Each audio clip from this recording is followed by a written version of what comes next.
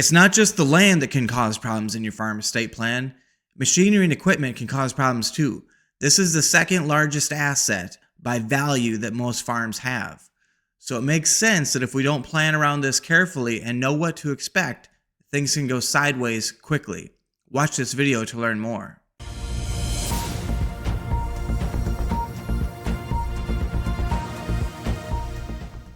Hi, I'm Jason Wagner, the farm lawyer.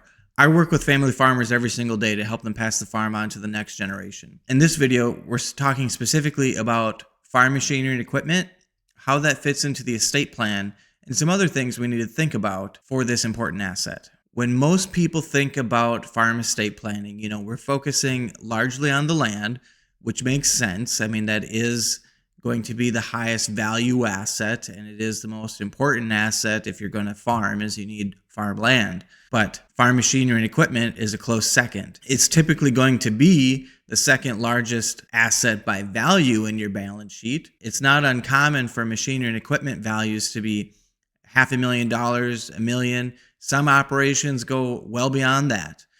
So it represents a lot of value, but it also usually doesn't have title, right? Your $600,000 combine does not have a title at the DMV. We don't always have a way to prove who owns it. So we need to think about that. So let's get into some of those ownership problems. Who actually owns the equipment? You would think that's pretty straightforward, but I do see this come up as a problem. If you're farming alongside your farming heir, is that machinery and equipment titled in the farmer's name? Have they formed a partnership and it's in the partnership? Did they buy it together? Who's depreciating it?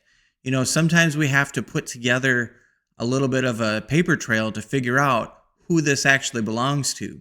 Sure, there might be a bill of sale or the purchase paperwork, but it's not always that clean.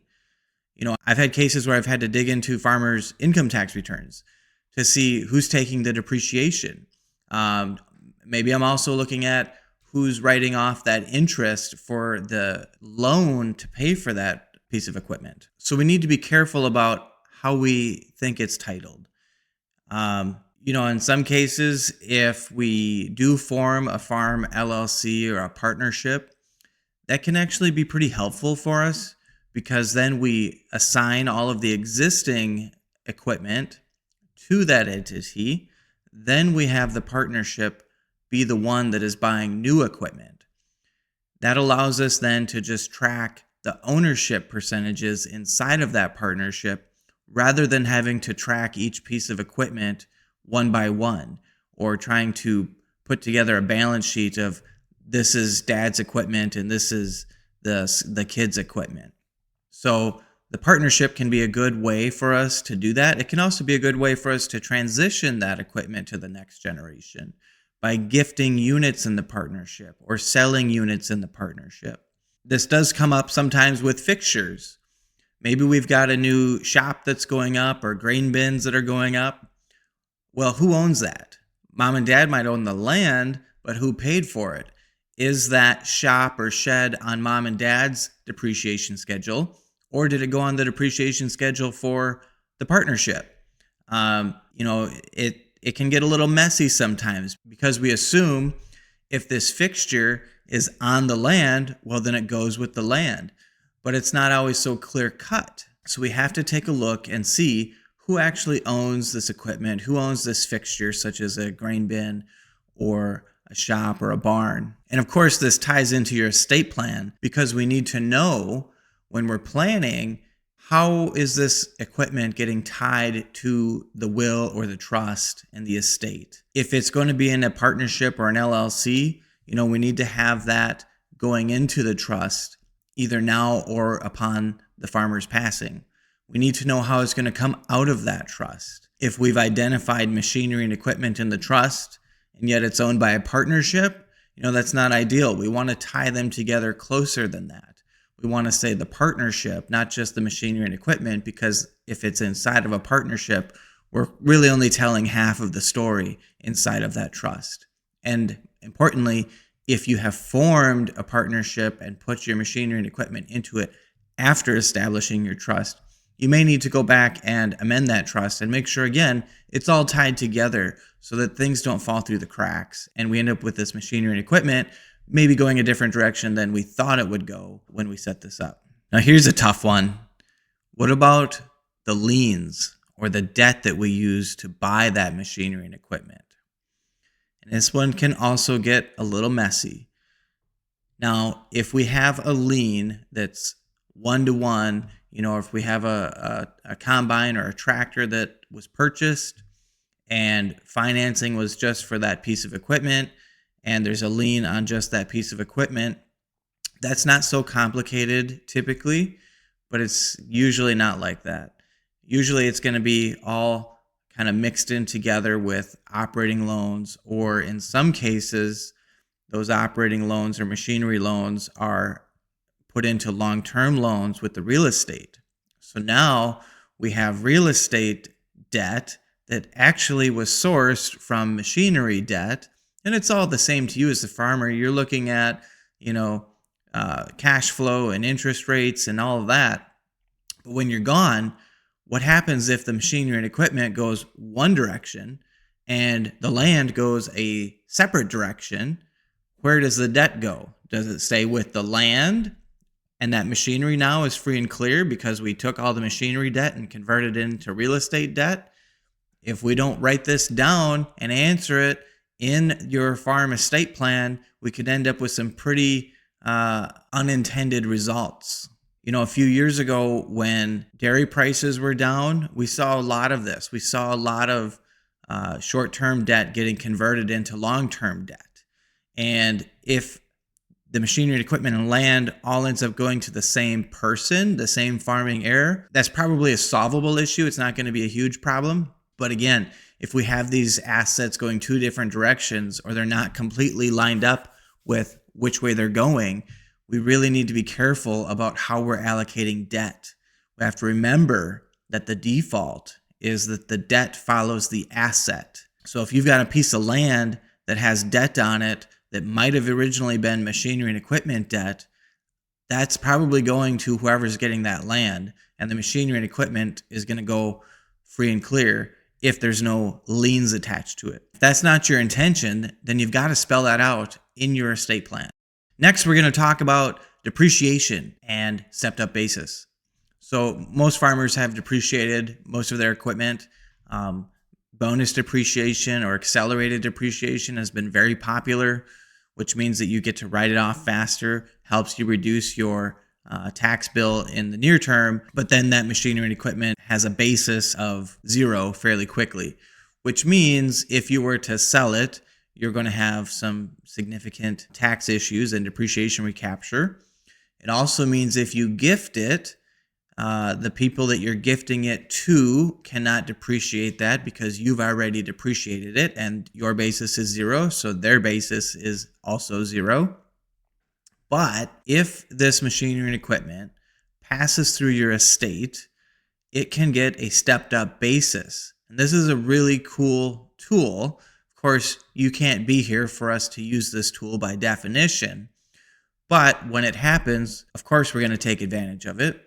So what this means is machinery and equipment, depreciable assets, get a stepped up basis along with the other assets that pass through your estate when you die. If that goes to your farming heir and they're farming with it, they get to depreciate that all over again. So that can be a very powerful tax tool.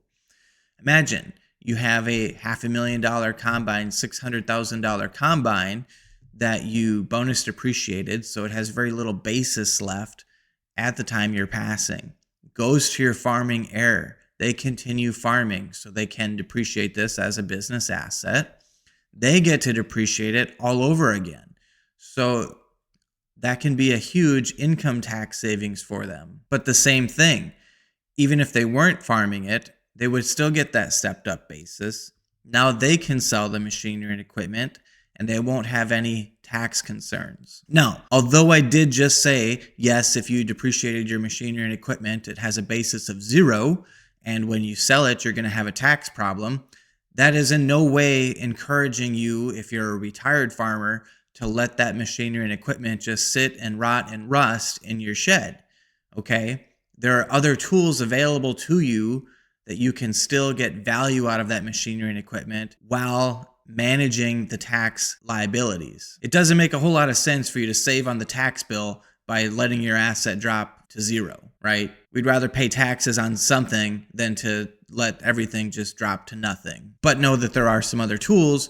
You can check out my channel. I do talk about one of them, charitable remainder trust, very popular tool that we can use to help soften that tax blow when we're selling machinery and equipment. But that's not the focus of today's video. So how can you transfer machinery and equipment to the next generation in a smart way? One of those that I already mentioned is use an entity. Set up a machinery LLC or a farm partnership and transfer that machinery and equipment into that new entity. This allows you to share ownership in the entity with the next generation. So we might be throwing all of that machinery and equipment into Farm Machinery LLC.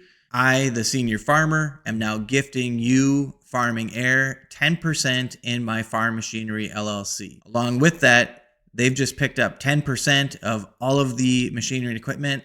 You've moved 10% of the value out of your estate, and we're taking steps in the right direction to get this machinery and equipment transferred over. As I said, we're also consolidating and cleaning up title. We have it all in one place. There won't be a question about who owns what. It'll just be a question of what is the ownership percentage in that LLC or partnership. Another way, we want to be clear in the trust, in your estate plan, about what's going to happen with machinery and equipment. Alongside that, we want to do an assignment of all your machinery and equipment to the trust. Keep an accurate list of what you own, what's on your balance sheet. Most people do this every year, but if you haven't worked with a lender in a long time, you might not have had a reason to. Good estate planning, good farm transition planning is a reason to. In either event, whether you're putting it into a new entity or making sure that you are addressing it in your estate plan, we also do need to think about that debt. If you have machinery and equipment debt, if it's going into a partnership, it's something we need to be careful of. Do we have debt in excess of basis, which is, again, not that uncommon because we have that bonus depreciation where the machinery tax basis might be zero, although you might still have significant debt on it. That means that if you transfer it, you could be triggering some income tax issues. Likewise, if you're transferring it through your estate plan, is the debt actually tied to the machinery and equipment? Is there a lien on it? Or is that debt now reabsorbed somewhere else in your farming operation, where maybe it was tied to the machinery and equipment to begin with, but now it's somewhere else, like on a general operating line or on a mortgage, a land mortgage? We need to be thinking about that. We need to be clear who takes the debt that this machinery generated. So what happens if you just ignore this or get it wrong? Well, I don't have to tell you to sugarcoat it. I mean, you need that machinery and equipment in order to operate. If you don't have it, you're going to be renting it. You're going to be paying someone else to do it. Cash flow is going to drop. We're not going to be able to continue farming. So it is very important. We don't want to be setting the family up for fights by trying to tuss out who's responsible for the debt, who actually owned this machinery and equipment. We want to get it right from an estate tax planning standpoint. If you have $1 million line of equipment, but actually you don't own it all, half of it's already owned by your farming heir, we need to know that. We need to be clear because, as I've said in other videos, we need to add up everything that you own when you die. If we don't know that somebody else owns some of this equipment with you, how do we know what to value it? Again, we may need to be looking through tax statements or making guesses at it. But if we can't show it, we may be stuck with the assumption that you do own it because you've never told us otherwise. And if at all possible, be specific, write it down. Who gets what machinery and equipment? So here's the bottom line. Although your machinery and equipment changes, most of it sticks around quite a while, it is part of your farm legacy too, just as much as the land, because it's that important and it holds so much value. If you want to keep the farm in the family, we need to address the machinery and equipment, preferably while you're still living well before you're ready to retire from farming, so that we can have a plan to transition that to the next generation, so that we get that out of your estate, we build up the balance sheet in that farming heir, and we know where it's going to go and who owns it. It doesn't have to be complicated, it just has to be done right. So if you're ready to get things going, reach out. Check out farmlawyer.com. Subscribe to my channel on YouTube, and I also have a Facebook page. Let's make sure your farm and everything you've built is protected for the next generation. Thanks for watching.